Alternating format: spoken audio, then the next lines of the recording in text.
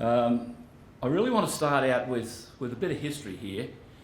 In many organisations, their training setup looked like this. I've picked the one from mining because it was extremely structured in those days. Effectively, you had little mine site schools. People who went into the mining industry went into these schools and they learned a whole raft of basic skills. And they might be things like wearing, breathing, the self-rescue gear, being able to handle tools, understanding simple geology and roof conditions, a whole host of those sorts of things. Ultimately, they went out to join mining crews, and it was those crews who put the training into context and continued the learning as a peer and team-based process. In other words, they were coached. And beyond that was the wider learning that occurred through experience and all of the activities that occurred to them. They were all learning activities. And in some of those days, if you survived, either from good judgment or the skills that you acquired, then of course you went on in turn to train others. And I've coined the phrase in there that between the schools and the outside, I call them the custodians of quality, and we'll talk about that in a little while. They're the guys who had the deep understanding. They're the guys who formed the habits. They're the guys who you might call the guns. They're the guys who knew what was going on. And in terms of knowledge management, one of the great casualties of recent times is that we have lost, in all sorts of learning areas and departments, the custodians of quality. And we'll have a look at that as well. What I'd like to do is to start revisiting the origins of competency-based training. You might remember, if you cast your minds back, who's sort of over 50 years of age here, you know? Oh God, we got heaps of them. That's good. Okay. All right, it's good in one way, I can't lie in another. So if you cast your minds back to the Hawke and Keating era and the industrial relations context of the time, you might remember the terms accord. Who can remember the words accords? Okay, great, we're in good company. So in the accords, particularly in the late 88 version and going into the 92 version, accord number 4, we started to get into a requirement to get into broadbanding, cost reduction, wage constraint, and of course, these sorts of areas. So competencies started to become key tools in changing the way in which we went after increases in money, because it wasn't then attached to a CPI system. Okay, and the spiral, they broke the spiral of starting at one union, working its way round to another one, and so that spiral continued. So they wanted to break the nexus between wages and cost explosions. At the same time, there was a revolution, if you like, emerging in the way in which people gain skills and knowledge. And that started with the same tools, competency standards. And as they were built in those days, I can remember being before Justice Ledeek, who was indeed inquiring about how do we measure skill. In other words, if you're going to use the ideology that you're paying for skills used, you have to define skill. And then you have to show how it was used and when it was used in order to pay the appropriate rates, okay? And interestingly enough, for those of you from industry, those competencies are still solidly stuck in today's EBAs. If you're in construction and mining, if you go into a new EBA, you'll have a number of competency standards depending upon what level you're at, and you're paid accordingly. And it doesn't speak of efficiency to a great degree or excellence. So you could have 5 skills, you could have 8 skills, you could have 2 skills, and you're paid accordingly. That still operates in the EBAs of today. And consequently, competencies have found their way into the education system.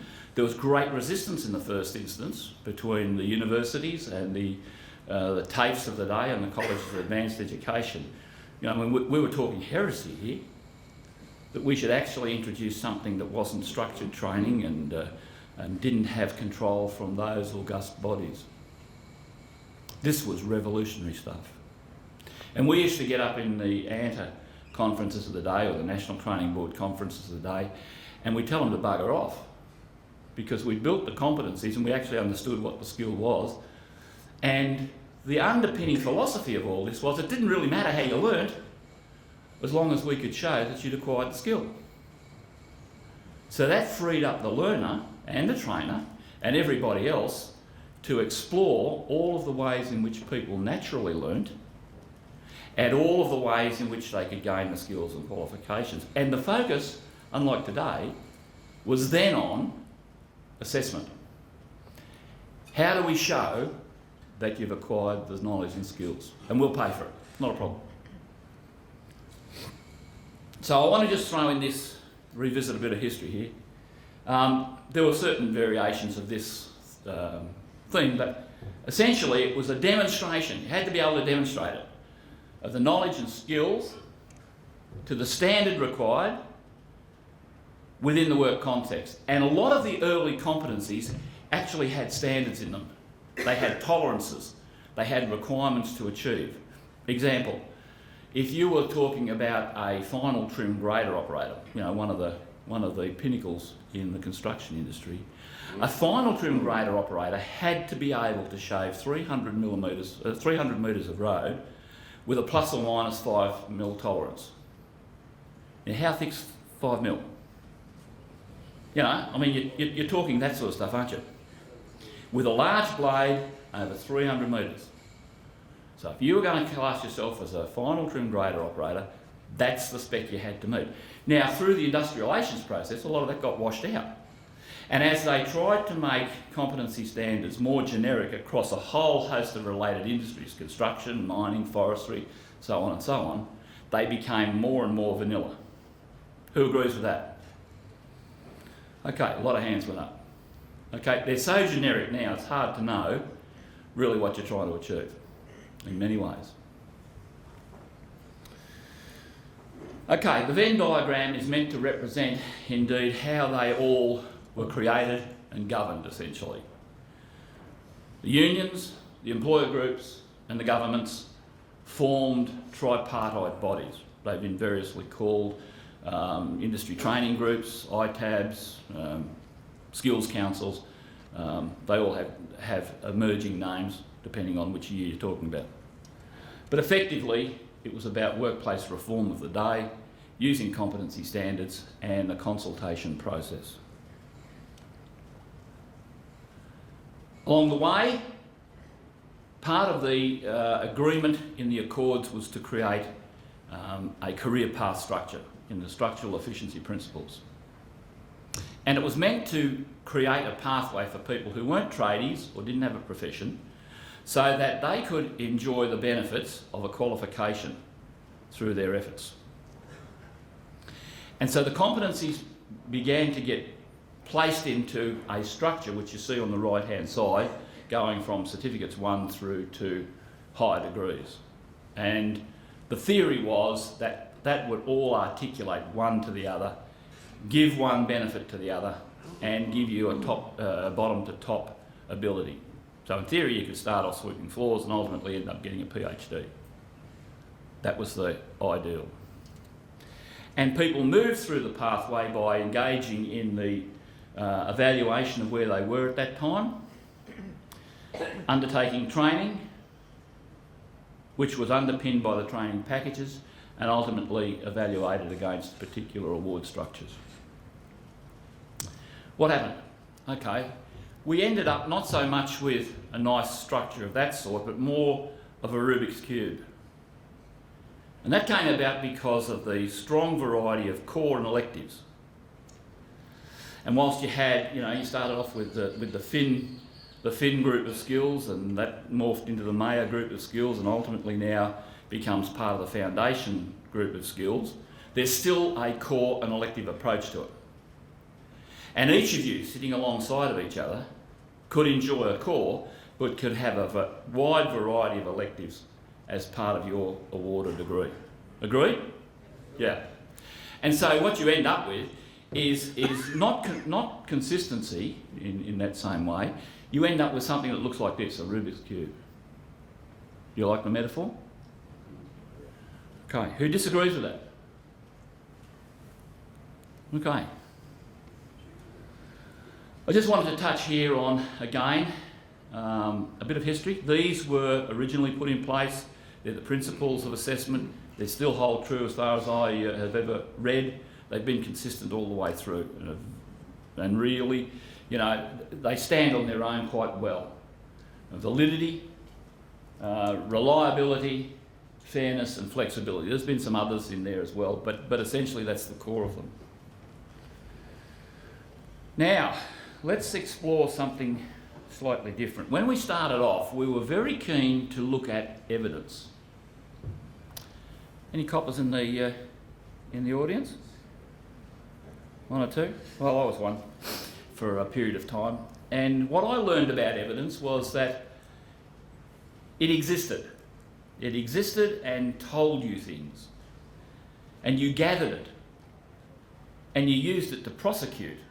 And in the technical terms, the evidence were those facts that you found that tended to prove or disprove the issues in question. In other words, I would assert that you had done this, and here's my evidence that I believe that showed that you had done it. You would challenge it, and on the day, I would win or you would win. But the evidence was laid out for everybody to see, and it was all built around mostly the senses. What I saw, what I heard, what I tasted, what I touched, all that sort of stuff. And you could draw inferences from it. What's happened today? Who uses tick and flicks? Okay? Almost the whole system is underpinned by the development of tick and flicks. Okay? In the industries that I've been in, they have morphed into little forms. You go out, okay, yeah, you can do a pre-start check, yep, fine, boom, boom, boom, boom, tick, tick, tick, tick, tick, done. And they're often built around SOPs or standard operating procedures, but effectively they're questionnaires or some observations of you doing a particular task. All right? That's filed away, you're competent. Agreed? Yeah. Okay. Evidence is very different. And I'm starting to hear some interesting language that's emerging from here about recognising people's skills and their experiences and how they've come to acquire those. Not necessarily the result of formal or structured training. Is that true? So when you go away to a fire, and it's a different type of fire, and you battle away, and you eventually get it all out, and you sit back and say, geez, what did I learn from that? I'd never been there before. And as a group of people, you can call upon that evidence to demonstrate what? Growth, skill, knowledge, whole host of things. The evidence is not contained within some tick and flick, is it? It's within the knowledge of other people, records of different sorts, whole hosts of ways in which evidence can demonstrate that you were there, you participated, you undertook new skills, and those can still be validated. Agreed? Our focus has become very narrow. Instead of, as it was originally, to take in all the ideas of evidence to show that you had the skills and knowledge, that you could do it to the standard that we agreed upon, they became bureaucratic. And we were certainly driven that way. So here's an auditing tool. And identically, you kind of start to think about your evidence gathering in the same way. For example, you could have small amounts of evidence over a lot of subject areas and then be confident that the person could know what they were doing. So if we say, take hand tools, rake hoes and beaters and brush hooks, those sorts of things, and you saw a person out in a fire line and they were using those things quite handsomely, wouldn't take a lot of evidence for you to form a very comfortable view that the person knew what they were doing. Would that be true? Okay. But in some areas, you want quite a lot of evidence to confirm that a person had the necessary skills. So the more complex the skill, the more of its higher order. In other words, you're leading people or you're controlling emergencies, using BA, operating within very dangerous environments, those sorts of things. You want to drill down a lot further. Is that true? Okay. So this diagram is meant to represent a level of confidence about the evidence that you're trying to accumulate.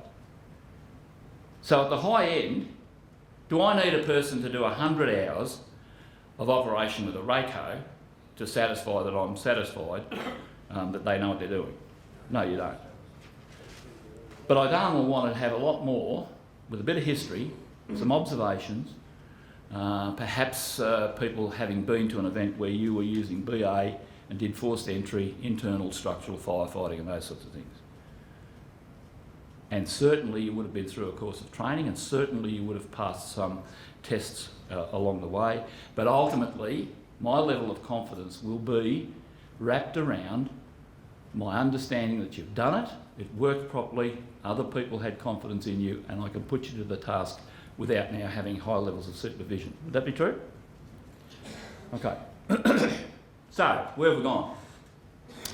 We started in an industrial context, and we have moved through a training context, and now they've become quasi-legal documents. Who disagrees with that? If you have an understanding of the current Occupational Health and Safety Act and a whole host of associated documents, when they start talking about competence, they start reaching out for the industry competency standards of the day. If you have an incident in your workplace, the first thing the inspectors will come along and look at your training records. And they will look at whether the person was deemed competent or not yet competent, and it will be based on what's in there. And they will use as their benchmark the industry competency standards. Agreed? Okay, we've had that experience. So they're quasi-legal documents. And because of that, and because they drive us so much as an RTO, we have to pay particular attention to the achievement of that and satisfy that requirement that people are indeed competent in terms of those standards. But are they recipes for excellence? I mean, is that the minimum that we could do or should do? Again, let's think about where we are now. Let's think about the bodies at the top of the page now.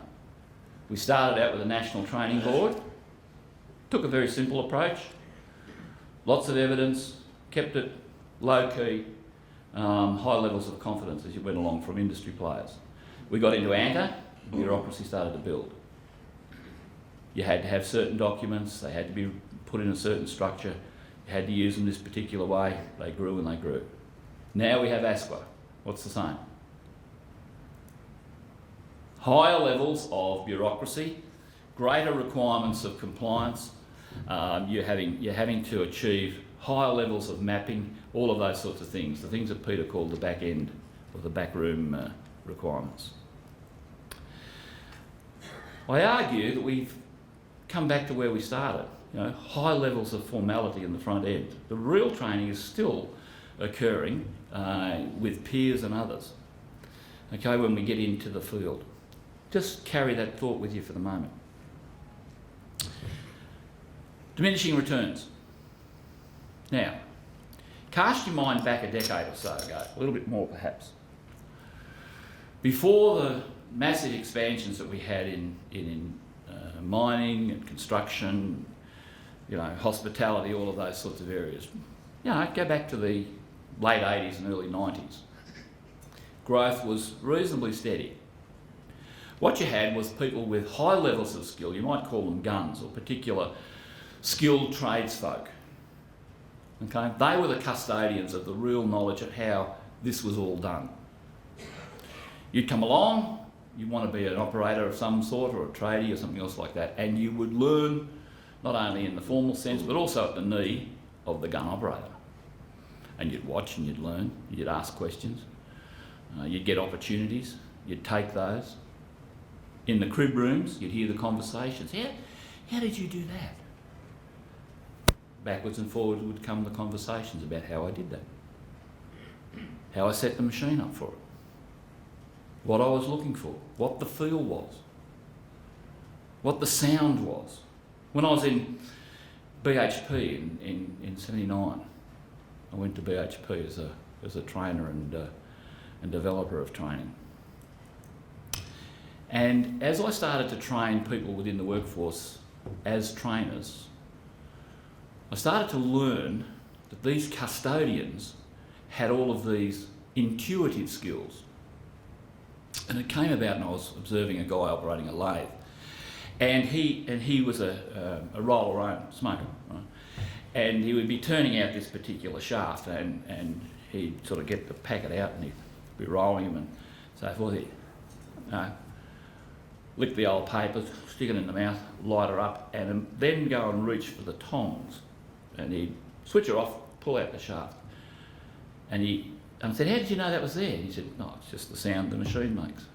I kind of know by the way in which why it's turning and the swarf's coming off it, just where it's at. So that skill was so intuitive, his senses were in fact providing the cues about when that particular piece of excellence had been achieved. And I found the same with plant operators, graders and so forth. They could tell the way the machine was moving, that it was cutting properly, and what they were getting off it. And it was intuitive. So I call them the custodians of quality. Now in the expansion, what happened? A lot of industries took up very quickly, and they were thirsty for people with skills. So, people were getting the opportunity to acquire skills very quickly, and they would learn, as you see from the right-hand side, and they'd probably get to about the third block there, and an opportunity had come up in the next mine or the next project and so forth. So off they'd go. And they convinced the employer that, they had enough of the skills to make it work. And sooner or later they'd be trying to teach someone. But instead of having 100%, as I've tried to indicate there, of the custodian to whom they were indentured or learning, they have less skill. And so they're passing on less skill again. And this is what I call the issue of diminishing returns. You can expand so quickly and so rapidly that ultimately you end up with kids teaching kids. I just coined that as a phrase. But it's less experienced people passing on whatever they know, and that's becoming the benchmark. Who agrees with that? Have you experienced it? Yeah, okay. And it's a dangerous position because competencies don't address this. You have no benchmark to work from. Okay, something about organisations. One of the things that if you did any reading of Senge and learning organisations, and a number of others, I just used him, that organisations do organically develop into learning organisations, particularly in startups. You can't help but learn. Everything you touch, you learn about. It's new. Your danger comes later on when you've got entrenched behaviours and habits. As organisations grow, they lose their capacity to learn as a company, as structures and individuals become more rigid. This is the way we do it here. We've learnt this way, we're not going to deviate from it. You've got to do it this way, because that's the way we've got it structured. Who's had those conversations? Yeah, good quality of arms going up, great. Yeah, you do, you bump into this inertia of this is the way it is, this is the way we built it, this is the way it works, this is the way we're going to do it going forward. And the whole game has moved on. Only we don't know about it. Or those who recognise it can't change it.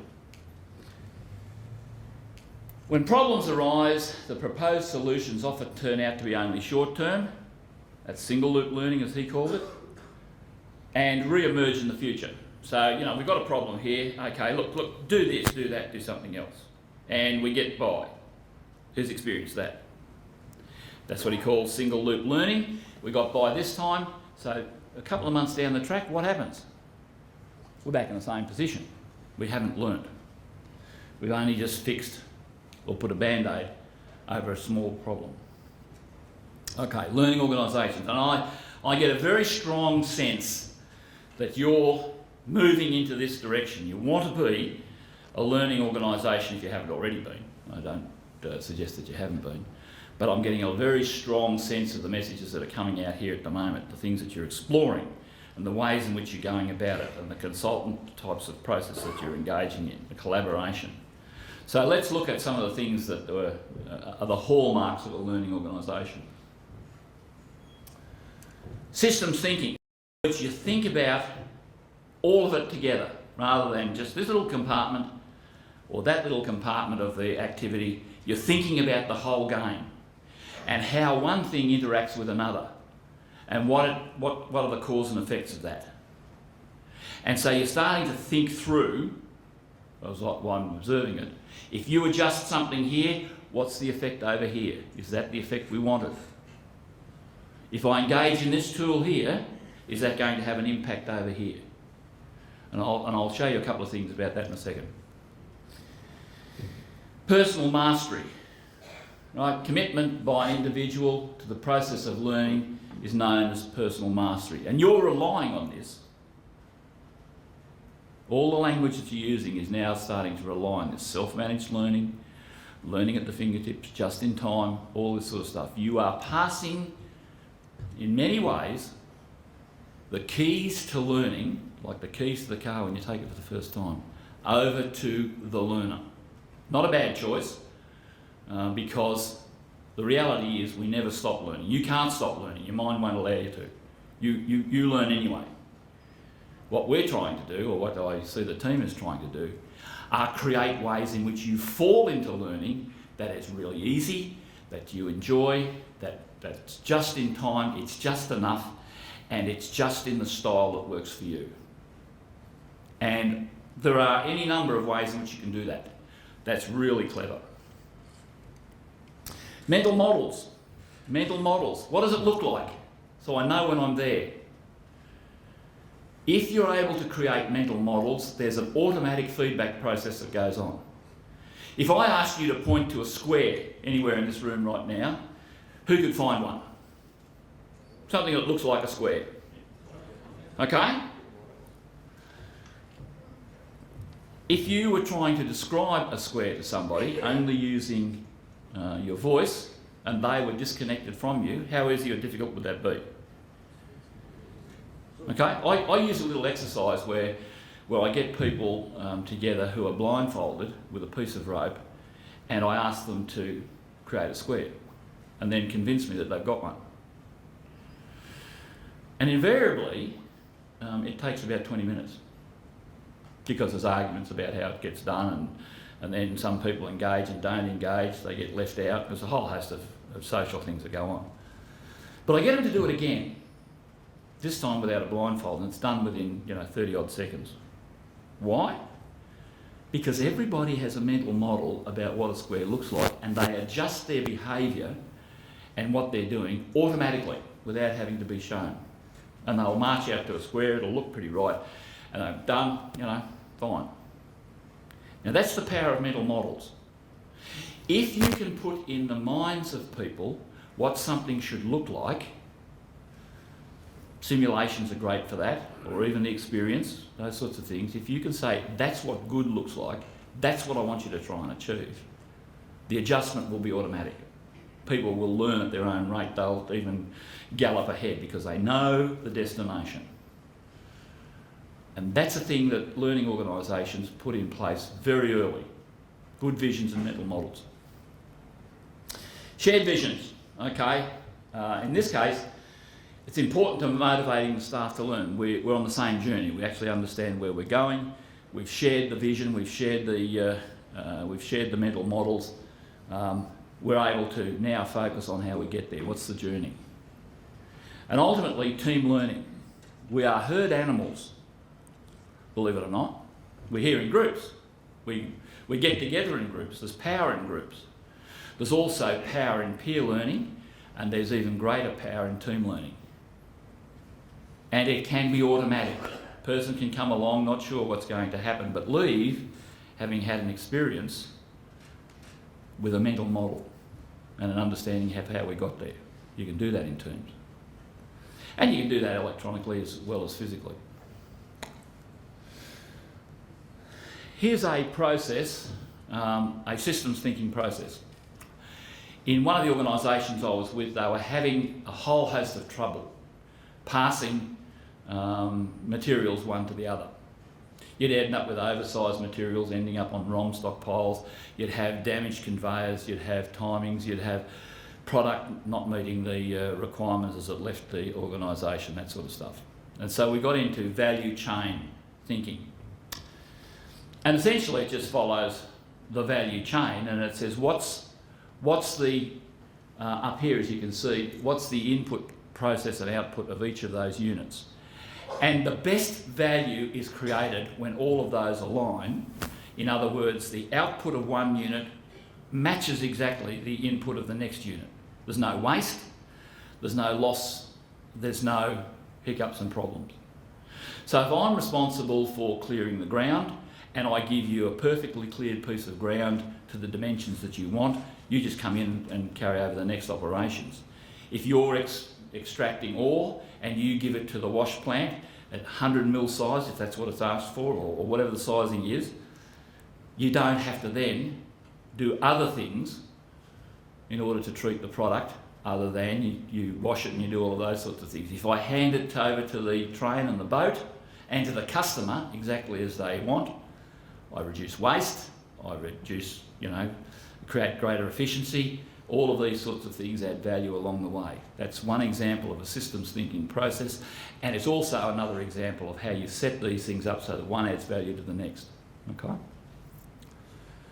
And I think you're starting to, or I think I'm hearing that you're doing this kind of thing. Each of those are built upon a model of excellence, by the way, not just competence. In other words, what's best? What does good look like? That's what I'm passing on. And it's working at nameplate level. In other words, if my mill will turn out 1,300 tonnes a minute at nameplate, my best return on investment is to have it working at that level. What does it take for me to get it to do that? What's the training I've got to put into my people? How do I operate that way? What are the efficiencies I need to have in place? That's working well beyond competence. Okay? In setting up these things, you have a look at where you are, obviously, department by department, and overall, you find out what the gaps are and you work to fixing the gaps. Often a long-term solution, but that's the point to start. Okay, let's go where you're going now. Here's a model, if you like, of the journey between competence and capability. What you might notice about it is that competence is contained within a box. It's everything we know about what we're doing today. We can define it, we can describe it, we can taste it, we can touch it. It's there. It's today. Capability is tomorrow. And what you're trying to build, if I understand it correctly, and certainly what my brief is to try and get people to move into the area of capability. In other words, working in the yet unknown solution with the yet unknown problem. Thinking people who have a raft of skills embedded at a level of competence that you're happy with. Okay?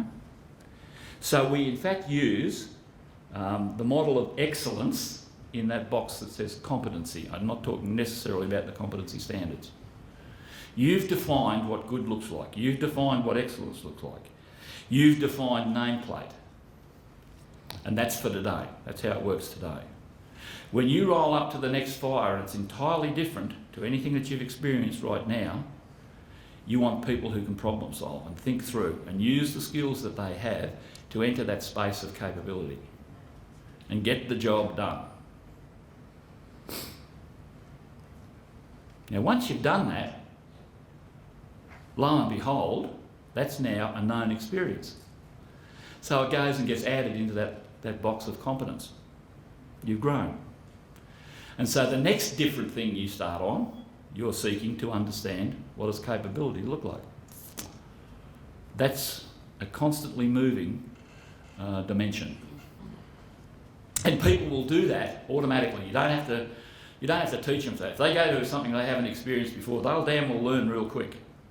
What you want them to do is you want them to do it safely and come home and do the job of work that's required. But they will have a new learning. And it's not necessarily a learning that you've constructed. But learning will have occurred, growth will have occurred, a new dimension will be there. Okay?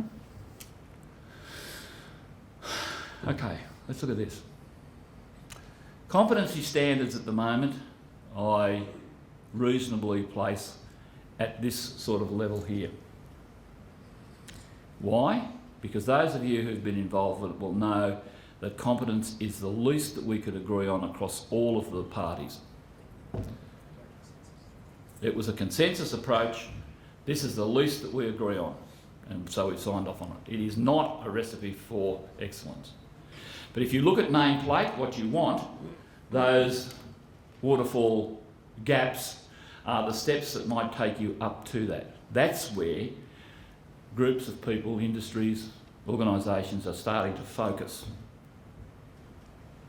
With the true belief that if they get to excellence, they've already hit competency standards. They've bypassed it considerably. You just do the paperwork. I might be sounding a bit glib at that, but that's the reality. If you're operating at nameplate, if you are operating at the excellence model, you've already achieved competence. All you've got to do is demonstrate that to the governing bodies. But you're working well beyond those standards. And people will look for that. They want to know what good looks like.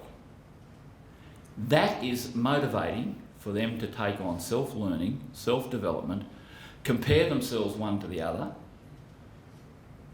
Who's the guns? Who are the people that I've got to learn from? They will source them out. There's an old Chinese proverb that says, when the learner is ready, the teacher will be found. When I'm ready to learn something, I will find, or the teacher will suddenly pop up. And it could be the bloke who was alongside me all along, or someone else. When I'm ready to do the learning, the teacher will be found. It's 3,000 years old. Here's something we put in place which we called the pillars of excellence. We defined what it looked like, what we wanted operators to look like at the end of the day. And we even included in there the parameters for operating equipment. For example, in this case it was a digger. The new digger operated at 3,700 tonnes per hour. That meant that operators had to achieve a 35-second cycle. They had to have 110% fill factor. We defined all of those sorts of things.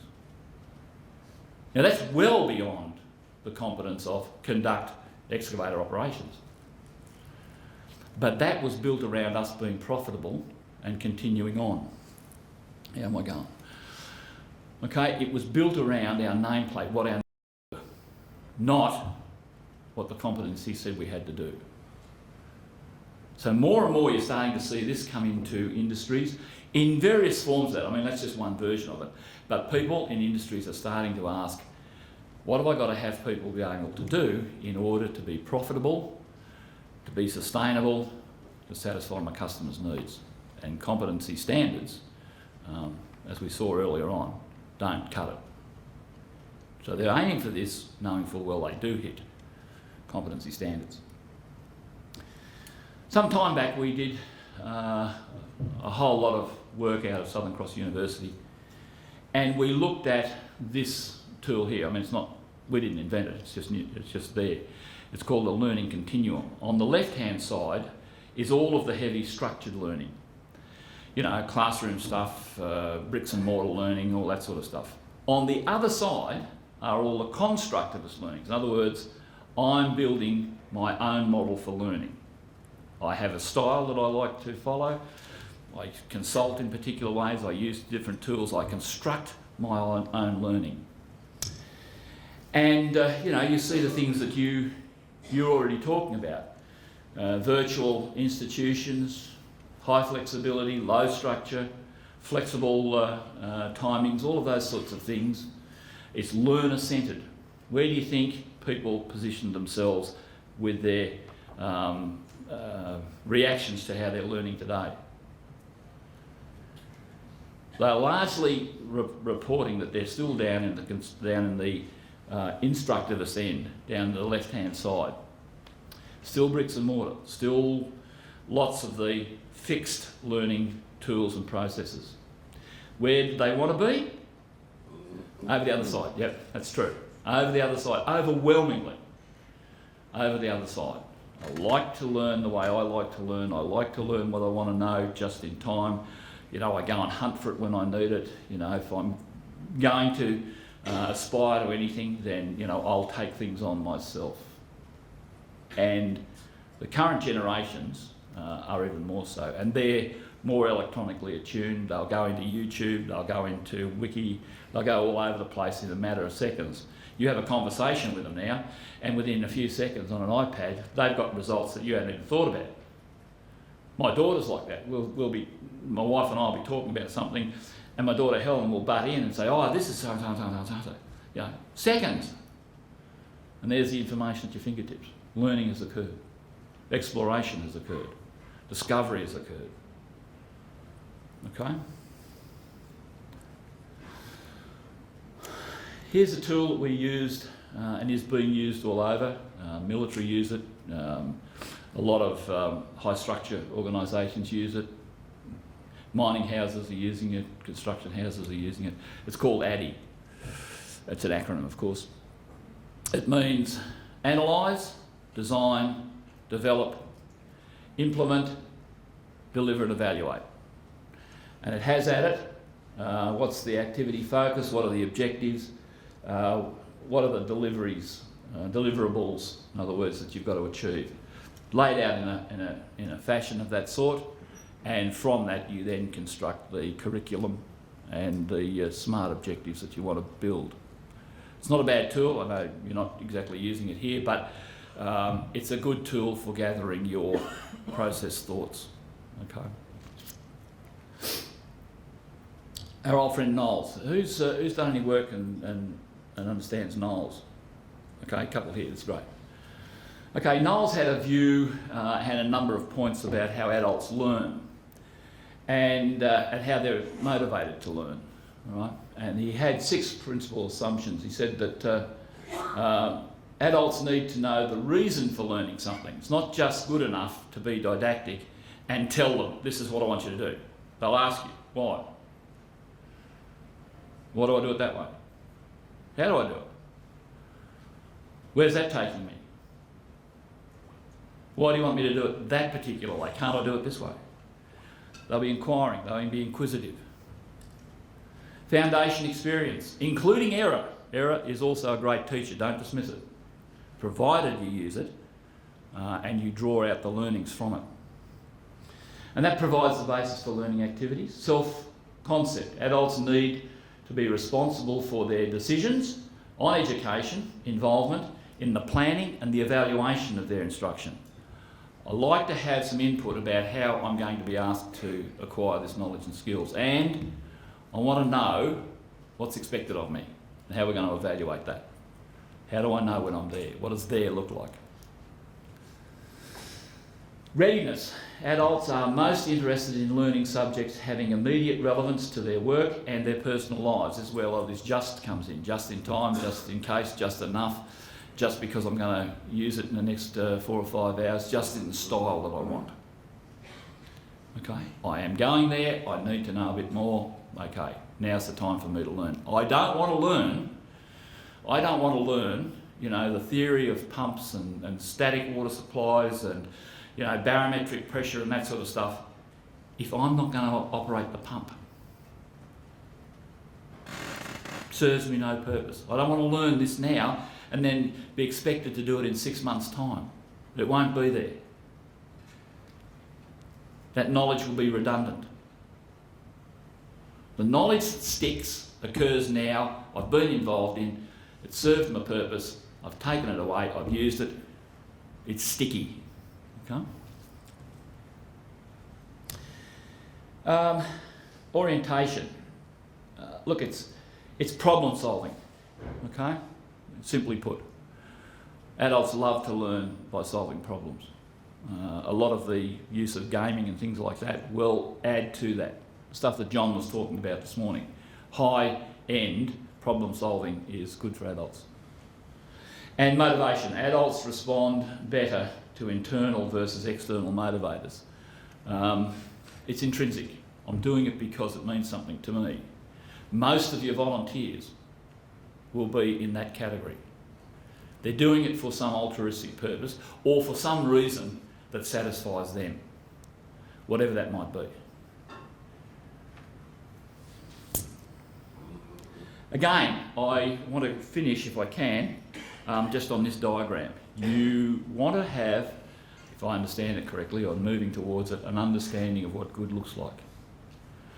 And then you want to grow, by all sorts of means, capability within the organisation and within the individuals. The key to that is the people themselves. The key to that, as I've been listening to, is engaging them in how they want to learn, how they want to have the information presented to them, how much time that is being asked them, all of those sorts of things. They will follow Knowles. Knowles is pretty well understood and well quoted. Our trick is, how do we position their knowledge and information just ready for them when they want it, in styles that suit them, bits that take away, you know? Like, how many people have a mobile phone? Gee, there aren't too many hands that are down. Okay, how many of you have got apps on there that help you during the day? Okay, and a lot of all of the kinds of things that we're talking about now are appearing as apps, okay? Decision-making apps, problem-solving apps, control apps. If you want to know what something should be reading, there's an app for it. If you want to know how to navigate, there's an app for it. There's apps for everything. And so just in time is as simple as that in many cases. It could be right here, right at my fingertips, right available. I haven't done this for a while, but I did study it. I want to refresh my memory. Here I go. And I hit the ground running. A lot of this sort of stuff is being positioned right now. And of course, the younger generation will only know this way. If you go and talk to my kids, they just, you know, they don't know anything else. I mean, yeah, Pop, it's on your bloody machine. Here, I'll put it on for you. Hang on, download this app. And they do. And they go, hang on me. So it does. Streets ahead of us. However, that does not mean that these things are not good for us, nor that we can acquire the knowledge and skills for it. Right? It's just different. All right.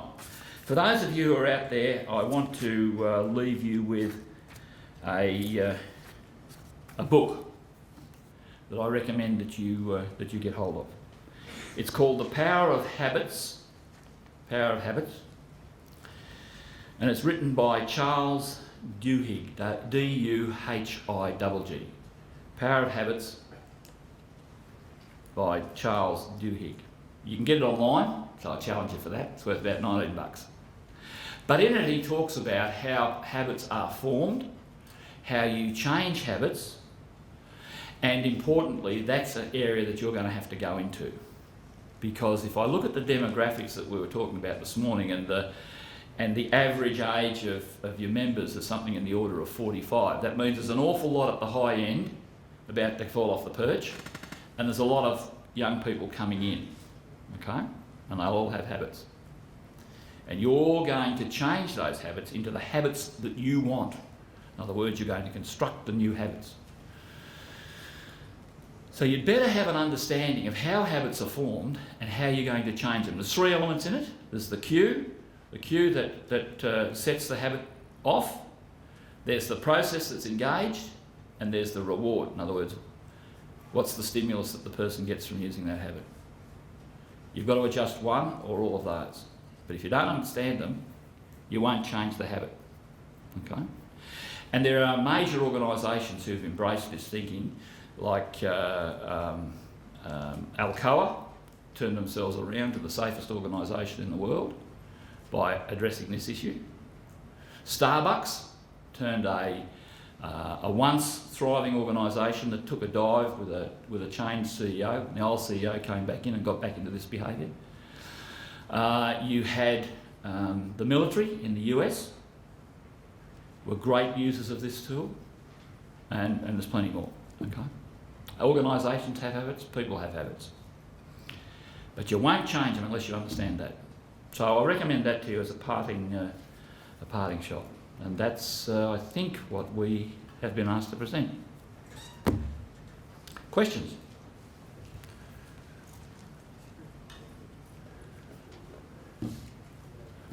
No questions. Means I've obviously baffled you or confused you or annoyed you or whatever.